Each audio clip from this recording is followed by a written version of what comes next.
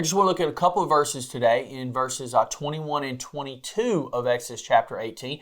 The discussion about Moses delegating some of this responsibility continues, and it is so applicable to us today in church and really in any level of leadership. It really fits for us. So this is godly wisdom for many different areas of life. Verse 21, it says, "But select from all the people some capable, honest men who fear God and hate bribes."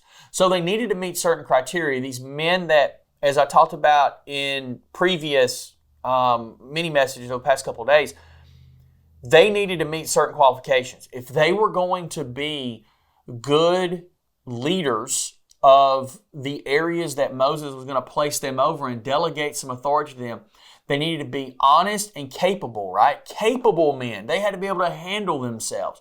They had to be honest. They couldn't take bribes. You need the right kind of people. And that's what we need in all levels. You look at a business, the owner of the business or the board, they have to have qualified people in all of these other places so that the company runs well and honestly and smoothly. The same thing in government. And that's one of the issues we have in government, is having capable, honest people in places of authority.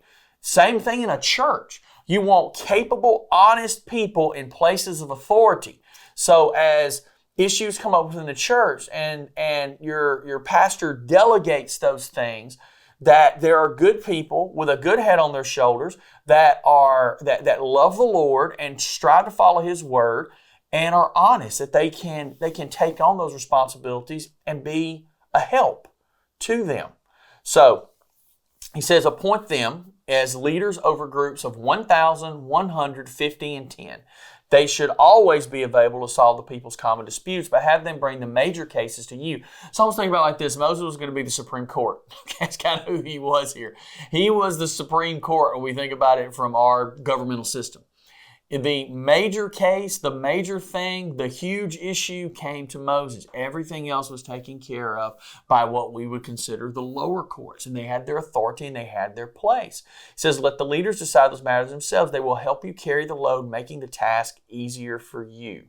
So here Moses is going to have to fulfill an essential function of being a leader. He's going to have to be able to take some of these men and help develop their talents, their abilities, and their leadership and release some of this.